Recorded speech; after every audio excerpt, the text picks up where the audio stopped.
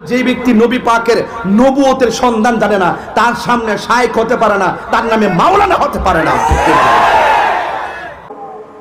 তাবলিগ জামাতের দুই দলে বিভক্ত।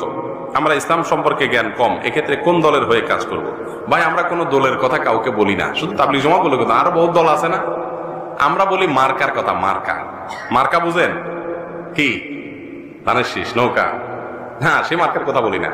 মার্কা হলো রাসূল আকরাম সাল্লাল্লাহু আলাইহি ওয়াসাল্লাম বলেছেন, মা আনা আলাইহি ওয়া আসহাবি, মা আনা আলাইহি ওয়া আসহাবি। যে ব্যক্তি বলবে রাসূল আকরাম সাল্লাল্লাহু আলাইহি ওয়াসাল্লামের কথা অনুযায়ী আমি চলি এবং সাহাবায়ে কেরামের আদর্শ অনুযায়ী চলে যায়, সে হকের উপর আছে ইনশাআল্লাহ। সে হকের উপরে আছে।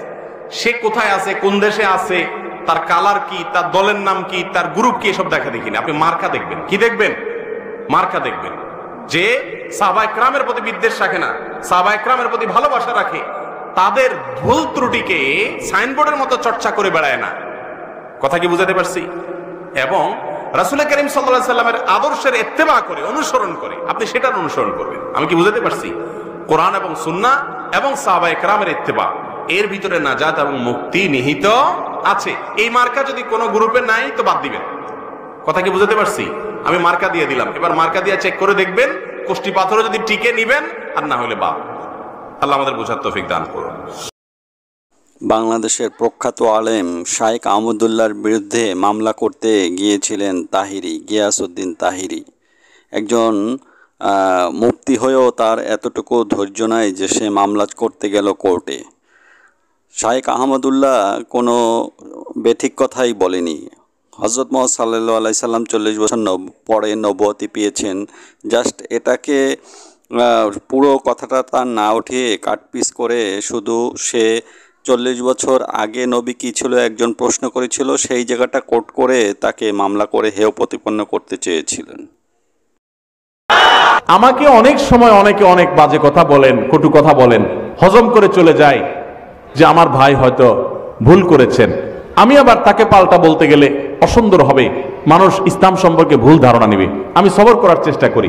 আল্লাহ আমাদের সব ভাইকে সেরকম হওয়ার তৌফিক দান করুন। বিড়ালের গলায় ঘন্টা বাজানো, এটা তো আসলে যার তার কাজ না।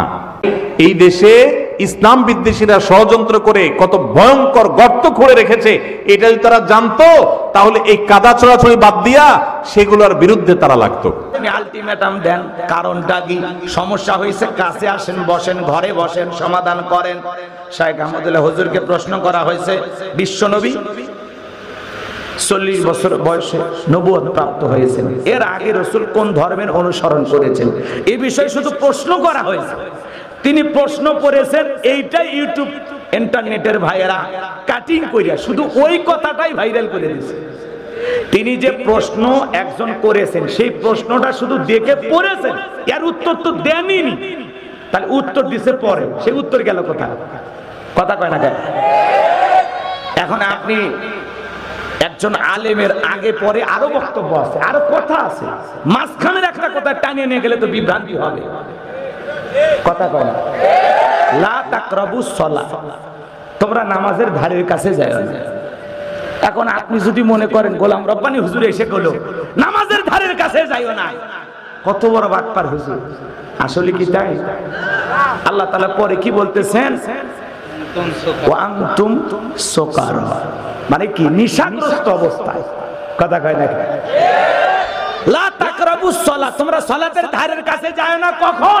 যখন নিশাগ্রস্ত অবস্থায় থাকবা, মাতাল অবস্থায় থাকবা। কথা কোন ঠিক কি? তাকে পরে বোঝা লাগবে তো। আপনি এই পৃষ্ঠার লেখা দেখলেন, পরের পৃষ্ঠারে তার শেষ কথা আছে না? তিনি শুধুমাত্র একজন ভক্তের অথবা যিনি প্রশ্নকারী তার প্রশ্নের কথাটা শুধু পড়েছেন, উত্তর কি দিয়েছেন সেটা জানার দরকার নাই।